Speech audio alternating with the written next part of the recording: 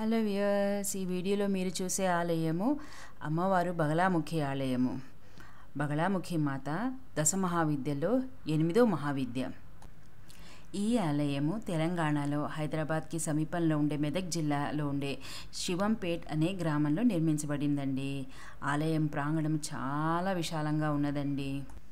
అమ్మవారి మూల విరాట్ ఎంతో దేదీప్యమానంగా ఉందండి.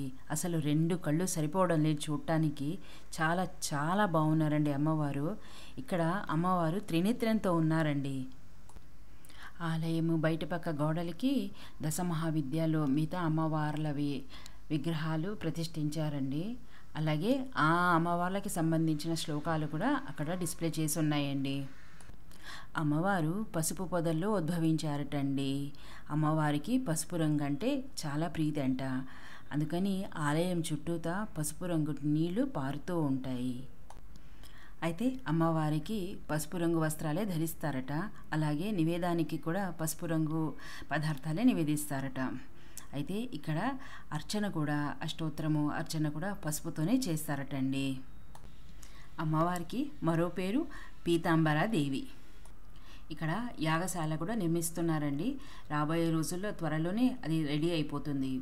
చుట్టుపక్కల ఇది చిన్న గ్రామం కదండి, చాలా కోతులు ఉన్నాయి. ఈ కర్రలు కోతుల్ని కాస్త తరమడానికి పెట్టుకున్నారు. వెళ్ళేటప్పుడు తినే పదార్థాలు ఏమైనా ఉంటే మీరు జాగ్రత్తగా బ్యాగ్స్లో అవి పెట్టుకోండి. బయట ఉంచితే కోతులు బాగా వెంటపడుతున్నాయి.